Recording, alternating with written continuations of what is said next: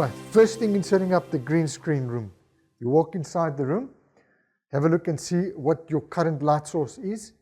The ceiling lights must be off. Close all windows so that external light is not visible through the room. So we don't have any light, outdoor light, interfering with the lighting setup inside the green screen room. We then place our first key light. So first thing is setting up the first key light. Okay, the first key light is diffused in a diffuser box, and it stands about 1.8 meters high, and it's placed in position A. We then set up the full light, in position B. So key light position A and full light in position B. Then we have an additional light here, an additional light in place C, also fully diffused. Okay, so we have them in positions A, B, and C. We're then going to look at our two lights that light up the green screen. So we've got green screen light A and green screen light B in these kind of positions. Now these lights have got to be behind the chairs where the interviews are going to be. The diffuse light coming off this light over here will evenly shine onto the green screen. So this is imperative that it's absolutely stretched. The green screen needs to be stretched as far as possible to eliminate any of the shadows here. See all these little kinks and shadows must be ironed out with a steam iron. In this particular case, they also fill in on the sides of our two presenters, which act simultaneously as a backlight or a side light or a hair light for the two interviews. So it's a multi-purpose kind of a setup to allow for rooms that are small in size like this. The next thing we need to set up is the cameras. So we're setting up two cameras. So camera 1 is the wide angle camera, and we're going to set up the settings now. The camera is positioned in the middle between the two presenters, and it's at a height of about 1 meter, 1.2, depending on the person's eye level. Next step is to set up the cameras. On, it goes into photography. When you switch to the little video camera that runs over here, that's for camera recording. We take a look at the lens and making sure that the lens, we do autofocus when we're just about ready to set up our focus. And then once we're done with that, very, very importantly, once we set focus on our people that we are focused on, then we've got to go back to manual to avoid the lens trying to hunt for the right focal point. When we have a camera on a tripod, it's best that you take the stabilizer off because it's already been held with the mount and it's quite steady. If you make any slight pans or tilts with the tripod itself, it's going to delay and it's going to cause uneven panning and tilting. But this is only made for hand holding the camera. This is the settings we need for the setting up of our resolution, which is full HD 25p, disabling the digital zoom because that can cause distortion. We want to keep it within the lens's parameters. Now we come to the actual exposure. So I'm just going to go here. This is where we do our triangle. This is very important that we check our triangle, getting the best exposure possible, which will look at our shutter speed, it'll look at our aperture, and look at our ISO. So ISO is set already at 1600 maximum. We don't want to go further than that because then it will create noise. 4.5 is the best aperture that this lens can do. So in other words, that's the widest it can open to allow a maximum amount of light that we need. Then shutter speed for video needs to be minimum 50. 50 is a reasonably good shutter speed to allow for any blur, any movements, hand movements to go in between the fingers. Okay. If we change this lens to a faster lens, the prime lens, so usually that is very price determinative. It's how much aperture you can actually get. So obviously the more that you can able to open, if you were able to go down to f2.8 or f.2, sometimes even 1.8, then we'll get what is called a depth of field that allows us to be in focus with the subject, but then the back, it gets a little bit defocused, which is a good thing, so that it takes away any of the little black marks and everything else. So what happens is you are able to set up your auto ISO to have a maximum of 6,400. I was worried a little bit going more than 800. So then we can go into picture style. Now, picture style and that camera has got to be set the same. So we've got auto here.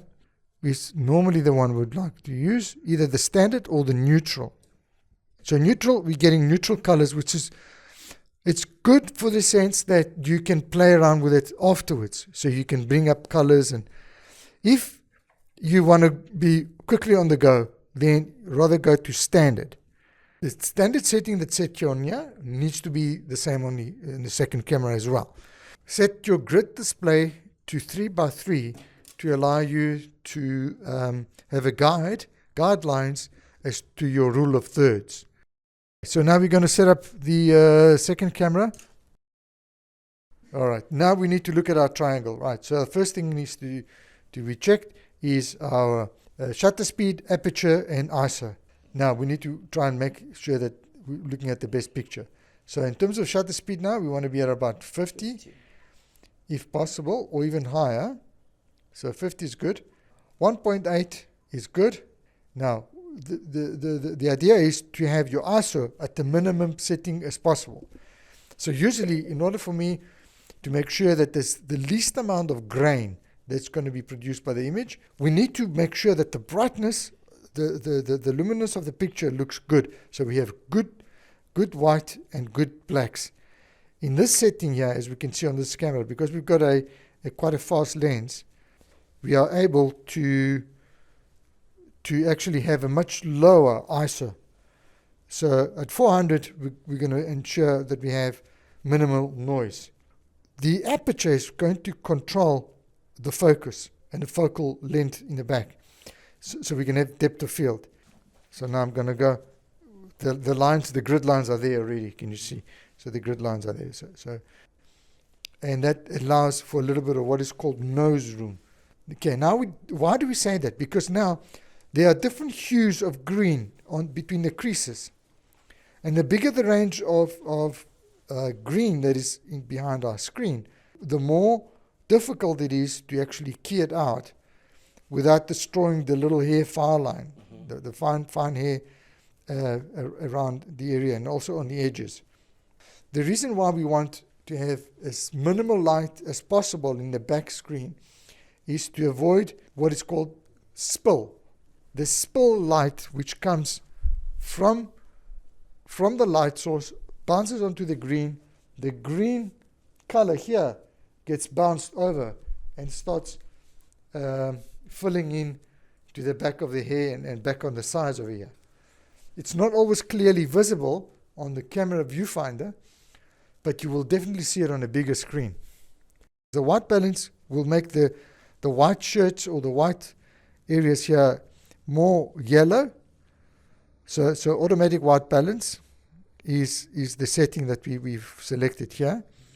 We're seeing that there's a lot of light that is falling onto the right side of our presenter's face, which makes it look a little bit awkward.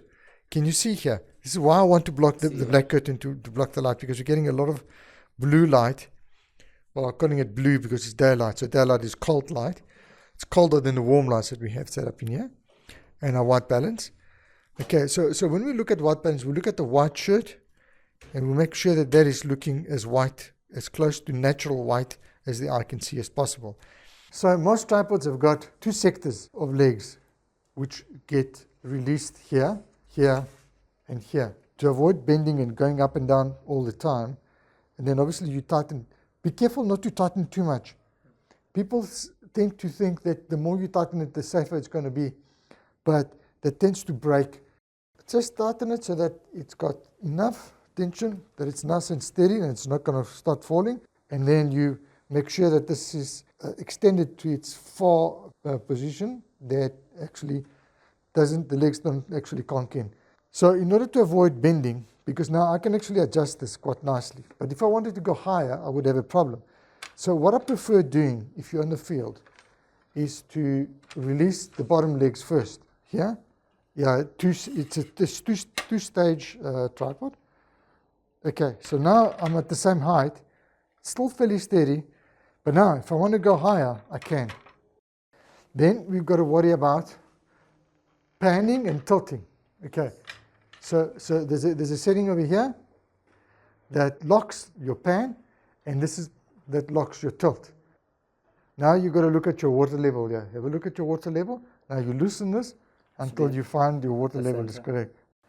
We start by ensuring that we put in our batteries. Okay, very important to know that you don't want to have your audio going dead in the middle of an interview. So you make sure that you have good, fresh batteries to start with.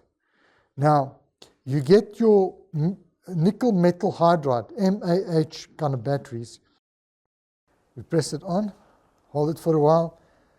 We at least see that there's a charge. We see there's a charge on the battery. Okay, power on this side here is on top. So we press that in until it comes on. Then we get channel A02, channel A02, then it means that these two are paired. What you need to remember, this happens all the time. People forget that they're hooked up with the microphone. They can run away with it, number one. Number two, if you don't put it onto their belt or strap it onto them somehow, what I suggest you do is you buy one of these running belts. Okay, and then you can, if it's a lady, she can put the running belt on and have it on there like that. Okay. And it's on her. Because 9 out of 10 times, the people forget that they're hooked up. Yeah, either they leave with it, or if it's hanging on the side, because sometimes because they've got nowhere to put it, they leave it on the side. Okay. Then they get up. Okay, you're going to have, after 5, 10 or 20 interviews, you're going to need to replace this. So this is how you remember. It comes out of your voice. Comes out of your voice. It gets amplified and gets transmitted to the receiver, and the receiver records it onto the Zoom. And now we need to place the transmitter somewhere on the body of the person, right?